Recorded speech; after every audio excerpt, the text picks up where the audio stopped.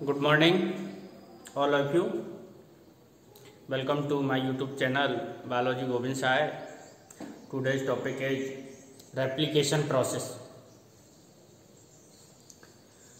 बच्चों, previous class के अंदर हमने एक्सपेरिमेंट पढ़ा था कि जो डीएनए का रेप्लिकेशन होता है वो सेमी कंजर्वेटिव मेथड से होता है, जिसको बाई एक्सपेरिमेंटली प्रूव किया था मिशेल्सन स्टॉल ने।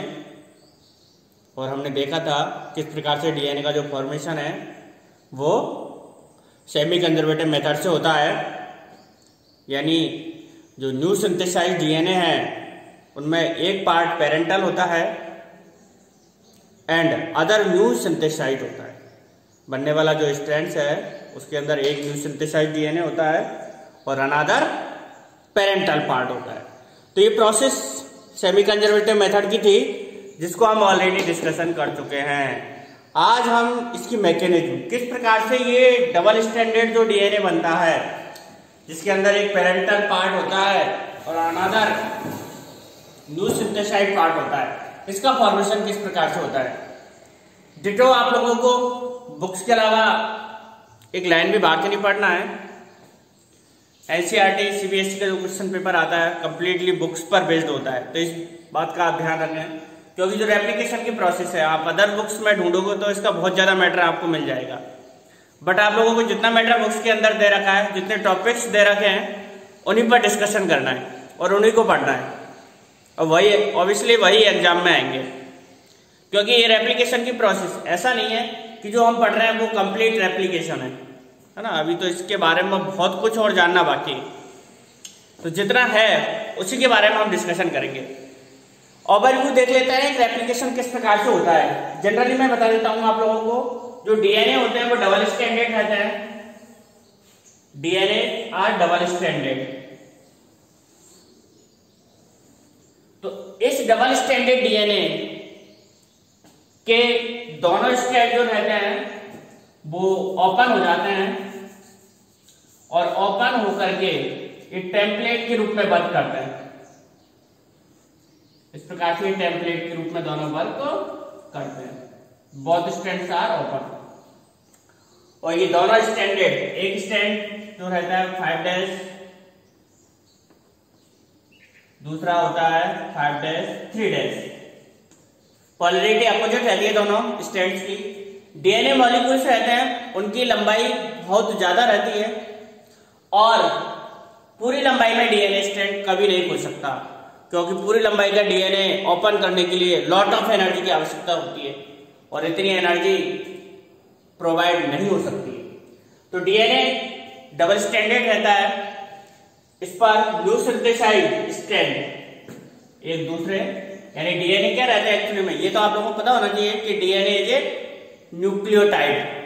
डीएनए क्या है? न्यूक्लियोटाइड है। तो न्यूक्लियस के अंदर बहुत सारे न्यूक्लियोटाइड के साथ ऐड हो जाते हैं, और इन सब प्रोसेस को कंप्लीट करने के लिए जो इंपॉर्टेंट एंजाइम यहाँ पर काम आता है। यूं तो रेप्लिकेशन की प्रोसेस को कंप्लीट करने के लिए 8 एंजाइम ऑब्वियसली आवश्यक होते हैं, बट हमें उनके बारे में यहाँ नहीं पढ़ना है। यहाँ पर जो मेन एंजाइम काम आता है वो DNA dependent DNA polymerase enzyme है, जो इस प्रोसेस को कंप्लीट करता है डीएनए रेप्लिकेशन की को। DNA dependent DNA polymerase enzyme की हेल्प से न्यू सिंथेसाइज्ड डीएनए स्ट्रैंड बनकर के तैयार हो जाता है। इस प्रोसेस या मैकेनिज्म के अंदर जो आप लोगों को अटेंशन वाली जो बात है, जिन पॉइंटों पर आपको विशेष ध्यान रखना है, एक तो इसकी डायरेक्शन, पॉलीमराइजेशन यानी न्यू स्ट्रैंड जब बनता है तो नया स्ट्रैंड की जो डायरेक्शन रहती है वो 5'3' डायरेक्शन में रहती है। बहुत बार प्रश्न आ जाता है नीट में भी, एनसीईआरटी में तो आता ही है, सीबीएसई के पेपर्स में, बट एनसीईआरटी के अंदर नीट की जो एग्जाम्स रहती है उसमें प्रश्न बहुत बार पूछा गया है कि what is direction of replication. तो रेप्लिकेशन की डायरेक्शन क्या है? 5'3' डायरेक्शन है ना। तो DNA replication take place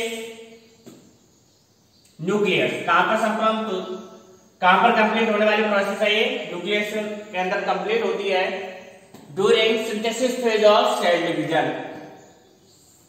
eukaryotes के अंदर सिंथेसिस फेज के अंदर ये प्रोसेस कंप्लीट होती है। बट यहां पर हम किसके अंदर डिस्कशन कर रहे हैं? ई कोलाई के अंदर। किसके अंदर डिस्कशन कर रहे हैं?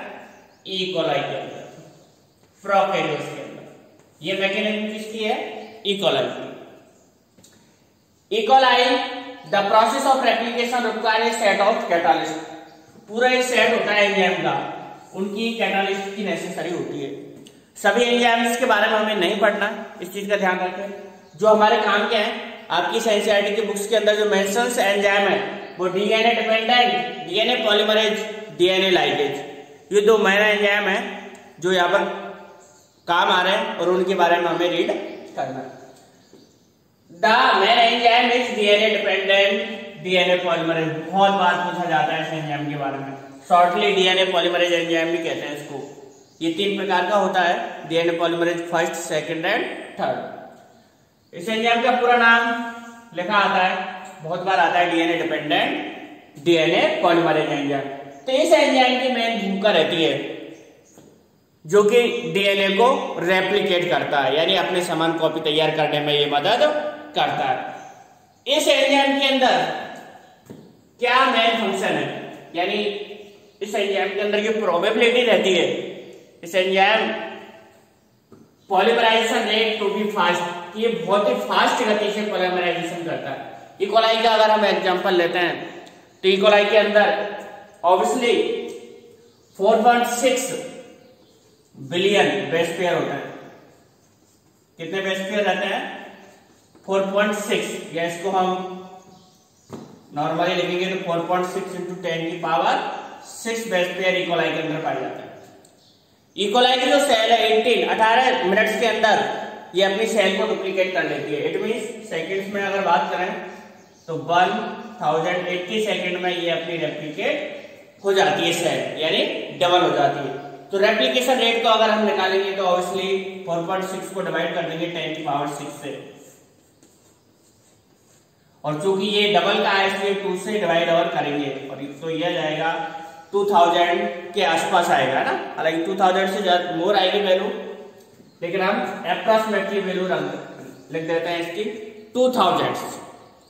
यानी आप लोग अंदाजा लगा लीजिए कि इसकी रेप्लिकेशन की पॉलीमराइजेशन की रेट है वो कितनी है? 2000 बेस पेयर है।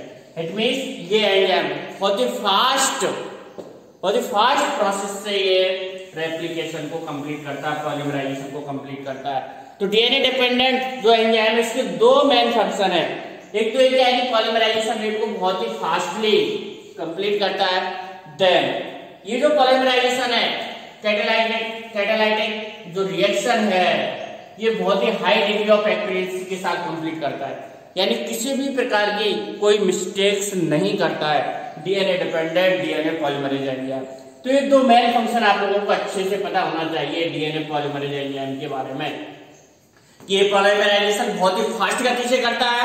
देन ये जो पॉलीमराइजेशन की रिएक्शन है ये बहुत ही हाई डिग्री एक्यूरेसी के साथ कंप्लीट होती है, और इसमें किसी भी प्रकार की ये मिस्टेक्स नहीं करता है। और अगर मिस्टेक्स हो जाती है तो आप लोग जानते हैं कि ये म्यूटेशन के लिए रेस्पॉन्सिबल है, और म्यूटेशन मीन्स होता है वेरिएशन, और ये बेनिफिशियल और हार्मफुल दोनों ही तरह का हो सकता है, और जनरली हार्मफुल ही होता है। तो इस एंजाइम का ये बहुत ही बेस्ट फीचर्स है, तो ये चीज आप लोगों को अच्छे से नोट कर लेनी है। दोनों features directly DNA dependent, DNA polymerase enzyme के, ये डायरेक्टली यहां से प्रश्न उठ करके आ सकता है आप लोगों को कि right the 2 function of DNA dependent, DNA polymerase enzyme. तो इस बात का आप लोग ध्यान रखें कि इसकी जो मेन फंक्शन है वो ये है कि एक तो पॉलीमराइजेशन रेट को बहुत ही फास्ट गति से कंप्लीट करता है, और ये जो पॉलीमराइजेशन रिएक्शन है इसको कैटालाइज करता है, ये बहुत ही हाई डिग्री ऑफ एक्यूरेसी के साथ कंप्लीट करता है, यानी इसमें किसी प्रकार की कोई मिस्टेक्स नहीं होती है। अगर मिस्टेक्स हो जाती है तो ये म्यूटेशन के लिए रेस्पॉन्सिबल होती है। तो ये बात समझ में आई आप लोगों की कि डीएनए पॉलीमरेज एंजाइम है, ये इसका बहुत ही इंपॉर्टेंट फंक्शन है, और ये रेप्लिकेशन की जो रेट है उसको हाई बनाने का काम करता है। देन जब हम रेप्लिकेशन को स्टार्ट करते हैं तो ये हमारा इधर चित्र दिख रहा है आप लोगों को, रेप्लिकेशन डायरेक्शन 5'3' डायरेक्शन में होती है, दैट इज क्लियर। जब रेप्लिकेशन हुआ तो इसके साथ ऐड होंगे, और ऐड होने वाला पार्ट कौन सा होगा? न्यूक्लियोटाइड होगा। That is clear. ये क्लियर होना चाहिए कि इसके साथ ऐड होने वाला जो पार्ट है वो डीऑक्सी न्यूक्लियोटाइड ही होगा। तो डीएक्सी जो न्यूक्लियोटाइड्स है वो इसके साथ ऐड होंगे। तो मैंने एक वर्ड लिखा है यहाँ पर डीऑक्सी राइबो न्यूक्लियोसाइड ट्राइफॉस्फेट, है ना। मैं इसके बराबर में निशान लगाऊं और कहूं कि ये क्या है, nucleotide, it is nucleotide, nucleotide. बात सही है क्या? Deoxy ribo nucleoside triphosphate, it means ये एक न्यूक्लियोटाइड है। बोलोगे सर आपने न्यूक्लियोसाइड का मतलब तो ये बताया, जब शुगर के साथ में नाइट्रोजन बेस ऐड हो जाता है तो उसको न्यूक्लियोसाइड कहते हैं। बिल्कुल सही बात है, हमने यही बताया था। लेकिन आप लोग यहाँ पर इसको अच्छे से जब ध्यान से पढ़ेंगे तो आप लोगों को अपने आप समझ में आ जाएगा कि it is not nucleoside, it is nucleotide. देखिए पूरा सेंटेंस पढ़ते हैं, डीऑक्सी राइबो न्यूक्लियोसाइड ट्राइफॉस्फेट, यानी यहाँ पर वर्ड्स में जुड़ रहा है। तो इट मींस इस बात का कंफ्यूजन नहीं होना चाहिए आपके दिमाग में कि ये सर न्यूक्लियोसाइड नहीं, ये न्यूक्लियोसाइड नहीं है, इट इज न्यूक्लियोटाइड। ये जो डाई आपकी बुक्स के अंदर ये वर्ड्स दिया हुआ है, deoxy ribo nucleoside triphosphate add होता है डीएनए के साथ में। तो आप लोग कंफ्यूज हो जाएंगे कि सर न्यूक्लियोसाइड ऐड नहीं होता है, न्यूक्लियोटाइड ऐड होता है। बट आप क्लियर हो जाना चाहिए वर्ड्स का मीनिंग कि ये न्यूक्लियोसाइड नहीं है, न्यूक्लियोसाइड नहीं है, ये न्यूक्लियोटाइड है। क्योंकि जो ट्राइफॉस्फेट है, फॉस्फेट ग्रुप जुड़ने के बाद ही तो न्यूक्लियोटाइड बनता है। जब हम न्यूक्लियोसाइड के अंदर फॉस्फेट को ऐड कर दिया तो वो क्या बन जाता है, न्यूक्लियोटाइड। तो इसमें वर्ड्स में लिख रहा है कि इसके साथ ट्राइफॉस्फेट के तीन मॉलिक्यूल इसके साथ ऐड हो जाते हैं।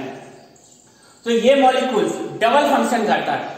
डीएनए के भी हमने दो इंपॉर्टेंट फंक्शंस देखे थे, इसके भी बहुत ही इंपॉर्टेंट 2 फंक्शंस हम यहाँ पर ऑब्जर्व करेंगे। यानी ये एक तो एडिंग का काम करेगा, किसके साथ, डीएनए पॉलीमराइजेशन की जो चेन बनेगी उसमें ये एडिशन का भी काम करेगा, है ना, सबस्ट्रेट के रूप में, in addition to acting as a substrate. क्योंकि ये क्या है, न्यूक्लियोटाइड, इट इज न्यूक्लियोटाइड। इसको पढ़ने के बाद हम इस रेप्लिकेशन के मैकेनिज्म को एक साथ पढ़ेंगे। पहले इस चीज को समझ लीजिएगा, डीऑक्सी राइबो न्यूक्लियोसाइड ट्राइफॉस्फेट, यानी एक तो ये एडिशन का काम करता है, सबस्ट्रेट के रूप में काम करता है, यानी रॉ मटेरियल है। जब डीएनए की पॉलीमराइज चेन बनेगी तब ये रॉ मटेरियल का वर्क करेगा, यानी ऐड होने का काम कौन करेगा, डीऑक्सी राइबो न्यूक्लियोसाइड ट्राइफॉस्फेट, जो कि न्यूक्लियोटाइड है। दूसरा इंपॉर्टेंट फंक्शन, चलो मैं दूसरा फंक्शन बताने से पहले आप लोगों को बताना चाहूंगा कि जो डीएनए की पॉलीमराइज चेन है, डबल हेलिक्स जो डीएनए उसकी जो चेन है वो बहुत लंबी रहती है, और इतनी बड़ी लॉन्ग चेन को ओपन करना इम्पॉसिबल। पूरी डीएनए की चेन को ये ओपन कर दें तो इट इज इम्पॉसिबल, पूरी चेन को ओपन नहीं कर सकते हैं। इसलिए एक शॉर्ट, है ना, बहुत ही जो एंड किनारे पर इसको ओपन किया जाता है। और इस ओपन करने के लिए जो ऊर्जा की आवश्यकता होती है, एनर्जी की जो आवश्यकता होती है, एनर्जी प्रोवाइड करने का काम करता है ये डीऑक्सी राइबो न्यूक्लियोसाइड ट्राइफॉस्फेट। याद करिए एटीपी को, एटीपी के सिमिलर ये एनर्जी प्रोवाइड करता है। तो दूसरा अनदर मेन फंक्शन हो गया इसका, they provide for polymerization reaction, they provide for polymerization, they provide energy, but है गया, they provide energy, a lot of energy, they provide energy for polymerization reaction, for replication या of replication। तो दोनों main function clear हो जाने चाहिए आप लोगों के कि जब डीएनए रेप्लिकेशन होगा तो डीएनए का नया जो स्टेट बनेगा तो वहां पर ऑब्वियसली न्यूक्लियोटाइड ही जुड़ेगा, और वो न्यूक्लियोटाइड कौन सा है, डीऑक्सी राइबो न्यूक्लियोसाइड ट्राइफॉस्फेट। क्योंकि ये ट्राइफॉस्फेट है, ये एनर्जी प्रोवाइड करेगा इसको ओपन करने के लिए, इसको खोलने के लिए। तो इसके दो डबल फंक्शन हो गए, बहुत ही इंपॉर्टेंट है ये इन प्रोसेस मैकेनिज्म के अंदर, कि in addition to acting as a substrate, कि ये जब जुड़ता है तो सबस्ट्रेट के रूप में वर्क करता है और इस रिएक्शन में ये एनर्जी प्रोवाइड करता है। दोनों बातें अच्छे से क्लियर हो जानी चाहिए। DNA dependent polymerase, DNA dependent DNA polymerase enzyme के बारे में एंड डीऑक्सीराइबोन्यूक्लियोसाइड ट्राइफॉस्फेट के रूप में। ये ऐसी टर्म है जो डायरेक्टली इससे क्वेश्चंस बन के आते हैं। कंप्लीटली प्रोसेस आपसे पूछे या ना पूछे, लेकिन ये बीच में से प्रश्न 100% आता है। अनदर टर्म है रेप्लिकेशन फॉर्क।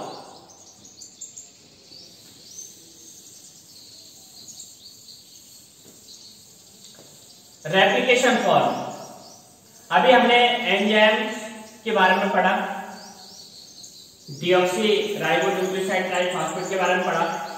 तो इनका काम क्या था? जो डीएनए के डबल स्ट्रैंड थे उसको ओपन कर दिया, ये देखिएगा। तो ओपन करने के बाद जो सिरा ओपन होता है वहां पर एक स्पेशल टाइप की शेप बन जाती है, बाइसेप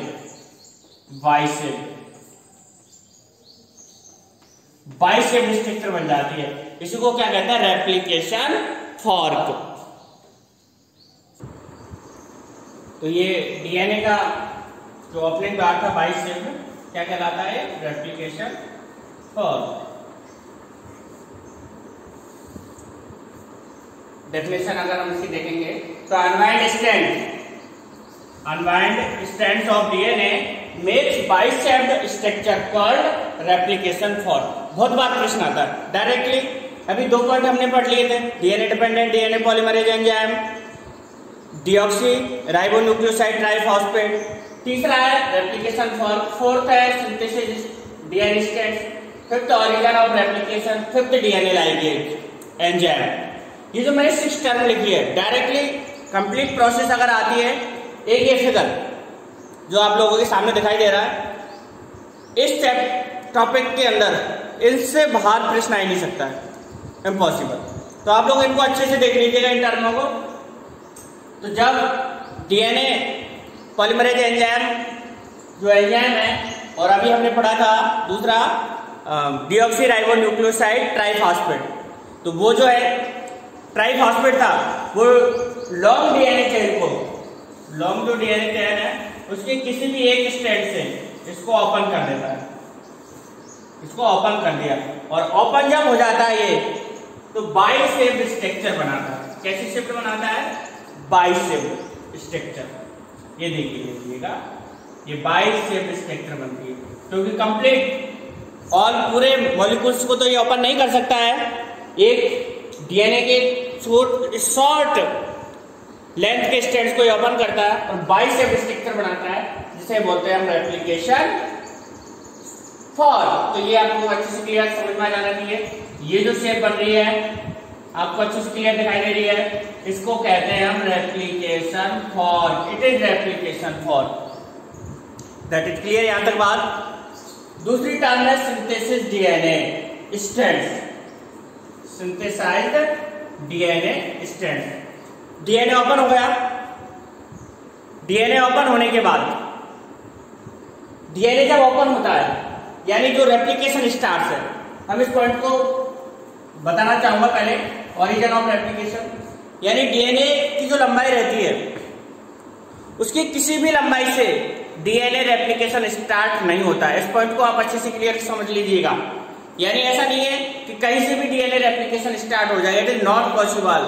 यानी इसके लिए पॉइंट डेफिनेट होता है, निश्चित स्थान डिटरमिनाइड होते हैं कि यहां से रेप्लिकेशन स्टार्ट होगा, और ये प्लेस कहलाता है ओरिजिन ऑफ रेप्लिकेशन। क्या कहलाता है? Origin of replication. डीएनए की संपूर्ण लंबाई के अंदर एक पॉइंट ऐसा डिटरमाइंड रहता है जहां से डीएनए रेप्लिकेशन स्टार्ट होता है, और वो पॉइंट कहलाता है ओरिजिन ऑफ रेप्लिकेशन।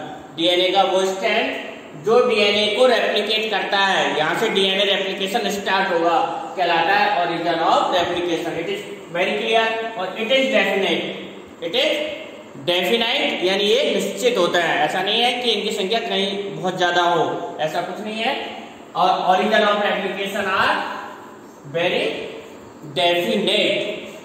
तो ये समझ में आया आप लोगों को कि डीएनए जो रेप्लिकेट होता है वो किसी निश्चित स्थान से स्टार्ट होता है, डेफिनेट प्लेस से स्टार्ट होता है, और उसको हम बोलते हैं ओरिजिन ऑफ रेप्लिकेशन।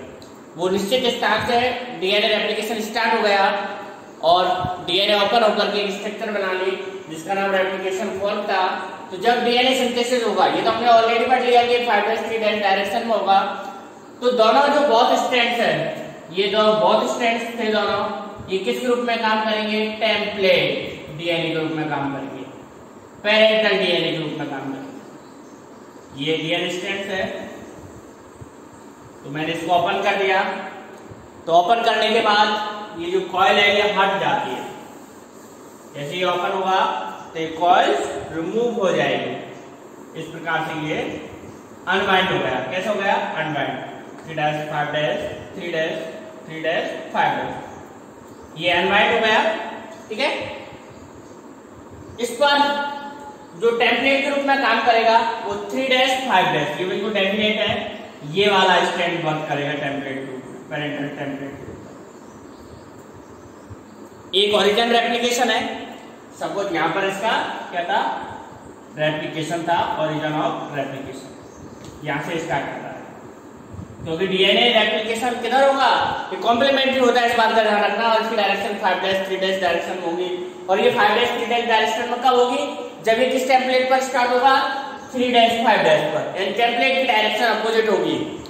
ये तो हम ऑलरेडी पढ़ चुके हैं डीएनए के स्ट्रक्चर के अंदर कि जो डीएनए स्ट्रैंड रहते हैं उनकी पोलैरिटी हमेशा एंटी पैरेलल रहती है। तो जब ये 3' 5' टेम्पलेट को हम यूज में ले रहे हैं, यानी ये काम आ रहा है, तो ऑब्वियसली है कि इसकी 5' 3 डायरेक्शन जब ही हो पाएगी जब ये कौन से टेम्पलेट पर वर्क करेगा? 3' 5' पर। तो इस पर जो बनने वाला स्ट्रैंड है वो कैसा बनेगा? कंटिन्यूअस, और इसकी डायरेक्शन 5' 3'। तो तुम्हें समझ में आ गई कि जो डीएनए रेप्लिकेशन है उसकी डायरेक्शन कैसी हो गई? 5' 3'।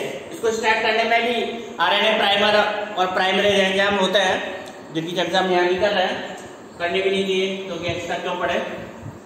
तो डीएनए यहाँ ये डीएनए रेप्लिकेशन स्टार्ट हो गया, उसकी डायरेक्शन कैसी हो गई? 5' 3'। क्योंकि ये बनने वाला स्ट्रैंड है कंटिन्यूअस बन रहा है, किसी भी प्रकार का कोई गैप नहीं है और पहले बन रहा है, so these are continuous strands. ये क्या कहलाता है? Continuous strand. एट फर्स्ट पहले लीड कर रहा है, पहला लीडर है, इसलिए इसको लीडिंग स्ट्रैंड कहते हैं। दोनों वर्षों को मतलब समझिएगा। और इसकी डायरेक्शन क्या होगी? 5' 3'। देन ऑब्वियसली इसके थोड़ी देर बाद ही, है ना, अनदर दो टेम्पलेट है 5' 3'। इस पर बनने वाला स्ट्रैंड डिसकंटिन्यूअस होता है, यानी ये कंटिन्यूअस नहीं होता है। और इसकी डायरेक्शन 5' 3' 5' 3' 5' 3'। ये जो स्ट्रैंड है इसके जस्ट बाद स्टार्ट होता है। स्टार्ट पहले होने वाला जो स्ट्रैंड है वो कंटिन्यूअस स्ट्रैंड है, इसलिए इसको लीडिंग स्ट्रैंड कहते हैं। दूसरा स्ट्रैंड जो डिसकंटिन्यूअस है, उसमें कंटिन्यूअस नहीं होता है, बीच में ब्रेक होती है उसकी स्ट्रैंड, इसको लैगिंग स्ट्रैंड कहते हैं। ये चित्र में बन रहा है अगर अच्छे से, लैगिंग स्ट्रैंड। और इट इज रेप्लिकेशन फॉर्म। ये पूरी स्ट्रक्चर क्या कहलाती है? Replication form. Replication form. तो समझ में आ गया आप लोगों को चित्र में? न्यू सिंथेसाइज स्ट्रैंड 5' 3' है और इसकी डायरेक्शन 5' 3' है। तो डिसकंटिन्यूअस है। डीएनए ऐसा होता है क्या? ऐसा डीएनए होता है जिसका एक स्ट्रैंड कैसा होता है कि डिसकंटिन्यूअस, यानी बनने वाला डीएनए ऐसा तो असंभव होगा भाई, है ना, कि एक डीएनए किस प्रकार का बने कंप्लीटली। ये सपोज माना कि न्यू स्टैंडर्ड डीएनए है और अनदर डीएनए इस प्रकार का बने। क्या ऐसा पॉसिबल है? सोच के बताइएगा आप लोग।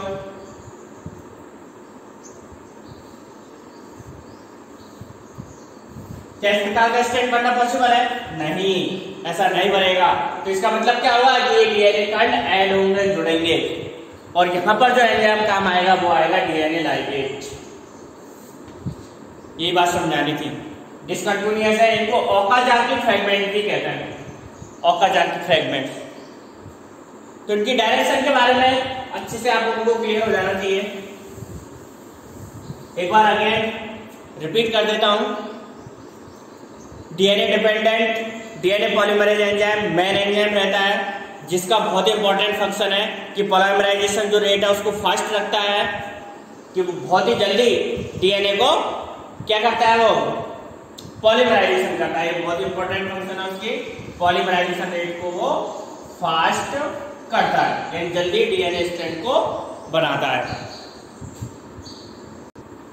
और अनादर जो इसका फंक्शन है रेट के अलावा कि ये हाई एक्यूरेसी के साथ बहुत ही शुद्धता, किसी प्रकार के बिना मिस्टेक किए हुए ये न्यू सिंथेसाइज्ड डीएनए बनाता है, यानी रेप्लिकेशन की प्रोसेस को कंप्लीट करता है। ठीक है, DNA dependent DNA polymerase enzyme. दूसरे अनादर जो बर्ड्स पर हमने डिस्कशन किया था वो था डीऑक्सी राइबोन्यूक्लियोटाइड, नहीं डीऑक्सी राइबोन्यूक्लियोसाइड ट्राइफॉस्फेट। उसके भी दो बहुत इंपॉर्टेंट वर्ड्स हमने डिस्कशन किए थे। एक तो क्या है कि वो सबस्ट्रेट के रूप में काम करता है, क्योंकि नया डीएनए बनेगा तो हमें न्यूक्लियोटाइड चाहिए। दूसरा, एक तो ये सबस्ट्रेट के रूप में काम कर रहा है और दूसरा ये एनर्जी प्रोवाइड करवाता है डीएनए रेप्लिकेशन के लिए।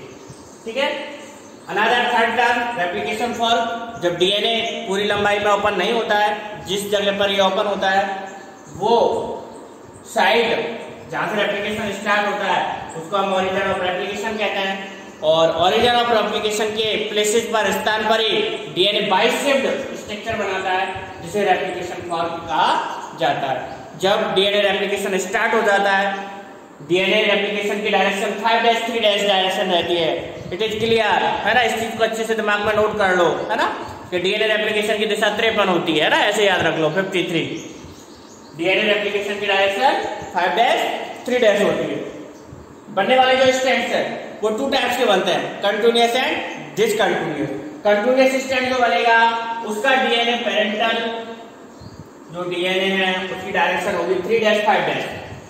तो ऑब्वियसली तो जो बनने वाला है वो कंटिन्यूअस लीडिंग स्ट्रैंड है उसकी डायरेक्शन हो जाएगी 5'3'। देन अनदर जो स्ट्रैंड है वो डिसकंटिन्यूअस होता है जिसको हम लीडिंग स्ट्रैंड कहते हैं और इसकी डायरेक्शन होगी 3'5'।